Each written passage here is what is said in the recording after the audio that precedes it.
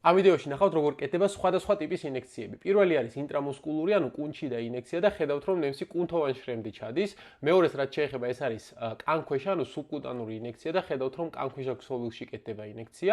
ეს კი არის ინტრადერმული. ამას გარდა არსებობს კიდევ ერთი ტიპი, რომელსაც აი აქ მესამე ადგილას ხედავთ და ეს არის ინტრავენური ინექცია, რომლის დროსაც დახვრის კუთხე არის დაახლოებით 30-40 გრადუსი და ამ დროს ხდება პუნქცია უშუალოდ სისხლძარღვის და არა კანქვეშა ქსოვილის ან კუნთოვანი ქსოვილის. მსგავსი ინექცია მაგალითად საჭიროა ინტრავენური კათეტერის ჩასაყენებლად ან ინტრავენური ინექციისთვის, როდესაც პრეპარატი კეთდება პირდაპირ ვენაში. მნიშვნელოვანია ვიცოდეთ, რომ საინექციო კანულის წვერი არის ძალიან ფაქიზი და ამიტომ იმ კანულით, რომელთაც წამალს ამოვიღებთ, არ უნდა გავაკეთოთ ინექცია, არამედ ამისთვის ახალი კანულა უნდა გამოვიყენოთ. აი ამ ფოტოზეა ნათლად ნაჩვენები ის განსხვავება, რასაც გულისხმობდი, ეს არის გამოყენებამდე უშუალოდ ამ კანულის წვერი და ეს გამოყენების შემდეგ ხედავთ, როგორი დეფორმირებულია და შესაბამისად მსგავსი ინექცია იწვევს კანის დაზიანებასაც და შესაბამისად უფრო მეტ ტკივილსაც.